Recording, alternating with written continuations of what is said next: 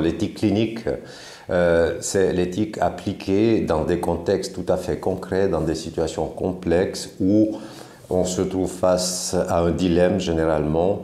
Il n'y a jamais le bien et le mal, il y a plusieurs options et il faut trouver la moins mauvaise. Et c'est en gros le travail que fait un éthicien, que je fais comme éthicien clinique. Et c'est le rôle aussi d'une commission d'éthique clinique qui, je tiens toujours à le préciser, n'a pas de pouvoir décisionnel, donc la responsabilité est laissée aux équipes, aux soignants, aux patients, etc.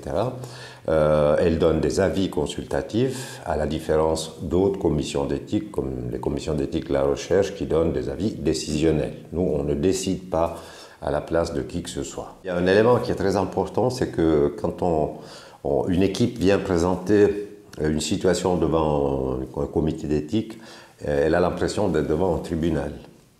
Et en fait, c'est pas du tout ça.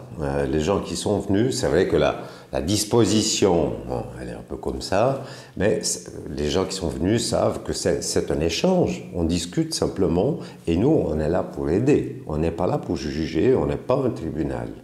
Et ça, je pense que c'est un facteur qui fait qu'il y a une certaine résistance. C'est par ailleurs, c'est connu dans la littérature sur le sujet, hein, le fait de faire appel à une commission d'éthique, c'est vécu comme un échec.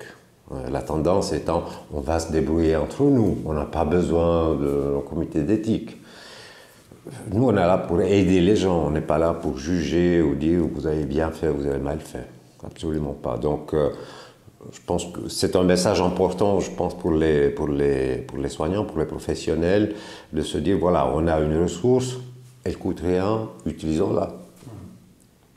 En plus, on a des médecins, des soignants qui intègrent la commission, donc ça peut aussi faciliter un peu la confiance. Absolument, il est fondamental qu'on ait des professionnels au sein de la commission, mais qu'on ait également des gens qui viennent de milieux complètement non soignants ou qui soient externes à l'institution, quoi. Cette éthique clinique, c'est assez nouveau, vous venez de le dire, hein, dans votre parcours professionnel, vous étiez le premier en Suisse romande, oui. C'est assez récent, hein, oui, dans la vie des hôpitaux et des institutions. Est-ce que cette éthique, aujourd'hui en 2019, elle a pris sa place ou bien c'est encore quelque chose qu'on doit développer? Non, je dirais qu'elle a bien pris sa place à tel point que l'Académie suisse des sciences médicales a édité il y a 3 ans, voire plus, les directives sur les consultations d'éthique. Donc ça veut dire que mon poste, enfin les postes comme le mien ont proliféré un peu partout. Maintenant, rares sont les institutions qui n'ont pas un comité d'éthique ou une ressource en éthique. Donc ça a bien proliféré et c'est de plus en plus répandu. Oui. Alors on le voit dans la pratique, les questions sont multiples, très très variées, hein, dans beaucoup de domaines. Je ne sais pas s'il fallait un petit peu comme ça faire un balayage sur le type de questions qui sont posées. Ça va des EMS jusqu'aux soins aigus. Oui. Il y a vraiment tous les domaines qui peuvent avoir un jour ou l'autre besoin de recourir à une commission d'éthique. Oui, absolument, absolument. Donc pour avoir passé 12 ans au CHUV, j'ai vu tous les dilemmes qui peuvent se poser dans les différents services, à commencer par disons même avant le début de la vie, tout le domaine de la procréation médicalement assistée. En 1996, il n'y avait pas de loi sur la procréation assistée, donc il fallait s'arranger au cas par cas. Il y avait des dilemmes, évidemment, aux soins intensifs. On continue le traitement, on arrête. Les situations où il y a la famille qui demande l'acharnement thérapeutique, et puis voilà. Dans les soins à domicile, on a souvent des situations liées à la maltraitance. Quand il s'agit de faire des privations de liberté à fin d'assistance, des PLAFA, c'est toujours des dilemmes pour les équipes parce qu'elles rompent le rapport de confiance avec le client. Chez les résidents en EMS, une question qui revient souvent est celle du discernement. Est-ce qu'il a tout son discernement ou pas? Avec le vieillissement de la population, on a de plus en plus ces questions-là. Et au sein aussi des EMS, il y a également des situations de violence verbale, physique, etc., avec des personnes qui sont souvent un peu atteintes au niveau cérébral, quoi. Alors, on commence à avoir une une jolie base documentée en matière d'éthique clinique. Ça ne veut pas dire qu'on n'a plus besoin de commissions d'éthique dans les institutions, parce que chaque question qui se pose, elle a des spécificités. Exactement. Et c'est quand même riche d'avoir une commission d'éthique. Absolument. Et je dirais que justement, à la différence du droit, en éthique, il n'y a jamais de jurisprudence. C'est pas parce que dans telle situation on a trouvé telle solution que lorsqu'on aura une situation analogue, on fera la même chose. Parce que les patients sont tous différents les uns des autres. Et donc à chaque situation, on aura une autre réponse, et qui doit être individualisée par rapport à l'histoire de vie du patient, à son contexte, à ses valeurs, ses convictions. Donc inévitablement, il y aura toujours de nouvelles questions. Est-ce que vous vous souvenez je sais pas, d'une question une fois qui vraiment a posé de grandes difficultés pour y répondre? J'imagine qu'il y en a eu plusieurs, mais oui. Est-ce qu'il y a eu des questions vraiment comme ça qui étaient... Oui, il y en a peut-être deux qui me viennent à l'esprit.